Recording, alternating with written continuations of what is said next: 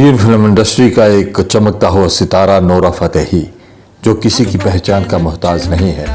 उनकी fans following करोड़ों में है और वो इंडियन फिल्म इंडस्ट्री में बहुत फेमस हो चुकी हैं। नोरा फतेही ने ये मुकाम हासिल करने के लिए बहुत संघर्ष किया था और उनका मजाक भी बहुत उड़ाया गया था, लेकिन उनके दृढ़ संकल्प और पैशन की वजह से आज वो एक सक्सेसफुल एक्ट्रेस और डांसर हैं।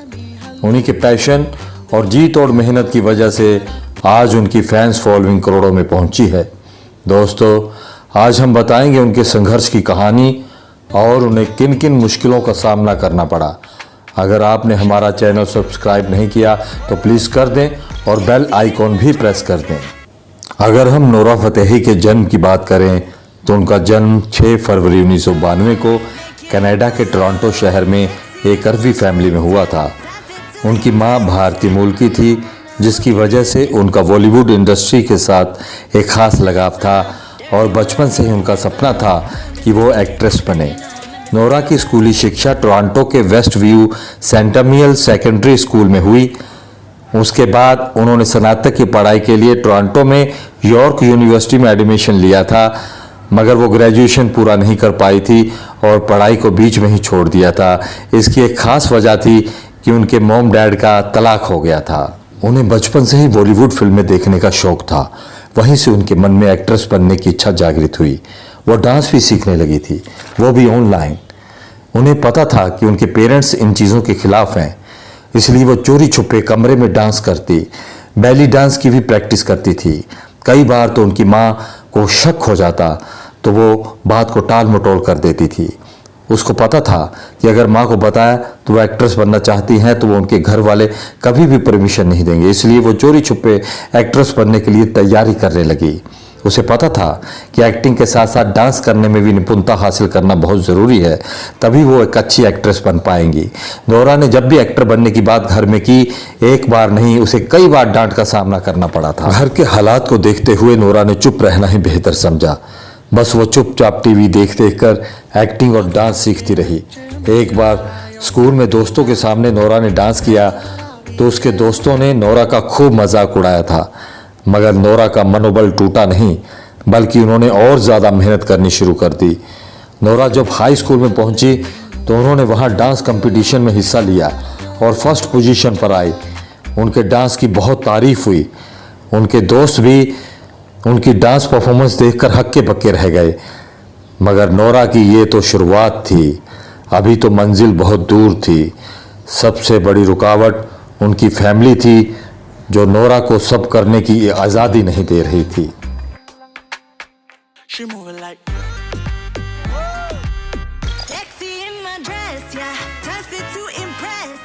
नोरा की माँ तो बस ये चाहती थी कि उनकी बेटी ग्रेजुएशन करके किसी ऑफिस में जॉब कर ले।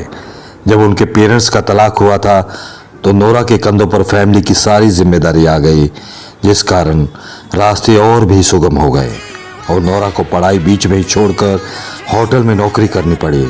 इसके साथ साथ नोरा मॉडलिंग भी करने लगी थी और कुछ छोटे मोटे मॉडलिंग के प्रोजेक्ट्स भी किए। करते कराते नोरा को एक दिन इंडियन मॉडल एजेंसी की तरफ से एक ऑफ़र आया, जिन्हें नोरा के इंडियन लुक्स वाले फ़ोटो बेहद पसंद आए थे। 2012 में नोरा को इस एजेंसी की तरफ से इंडिया आने का ऑफ़र मिला ताकि वो एक ऐड शूट कर सके, जिसके लिए 20 लाख रुपए की डील हुई। ऐड शूट तो हुआ, मगर नोरा को 20 लाख रुपए नहीं मिले। नोरा के साथ बहुत बड़ी चीटिंग हुई और साथ ही साथ नोरा का पासपोर्ट भी इस एड एजेंसी ने अपने पास रख लिया।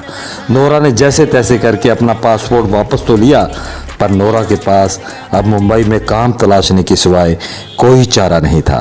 नोरा का संघर्ष भरा जीवन हर इंसान के लिए एक सबक बन गया और बिना गॉडफादर के दूसरे देश में आकर मुंबई जैसे शहर में अपने आप को एस्टैब्लिश करना कोई मामूली काम नहीं है, जबकि शुरुआत में उनके साथ छल कपट और धोखा ही हुआ था। नोरा ने फिल्मों के लिए ऑडिशन देना जारी रखा, मगर उन्हें नाकामयाबी ही मिल रही थी। इसके पीछे का रीज़न था उनकी हिंदी का अच्छा ना होना, पर नोरा कहाँ हिम्मत हारने वाली थी। उसने रात रात भर जागकर अपनी हिंदी को सुधारने का प्रयास जारी रखा। धीरे धीरे उन्हें कुछ पॉजिटिव रिस्पॉन्स मिलने लगे, मगर ज़्यादातर मजाक उड़ाया जाता था। नोरा ने हिंदी क्लासेस ज्वाइन कर ली और काफ़ी हद तक हिंदी इम्प्रूव होने लगी थी, मगर रिजेक्शन का सामना करते करते वो टूटने लगी थी। तभी उनके एक दोस्त ने उन्हें साउथ फिल्मों के लिए ऑडिशन देने की सलाह दी। ये सलाह काम कर गई और उन्हें साउथ फिल्मों में एंट्री मिल गई। नोरा को इस साउथ फिल्म में आइटम सॉन्ग करने का मौका मिला। पहले तो उन्होंने इस ऑफर को ठुकरा दिया, मगर बाद में हाँ कर दी।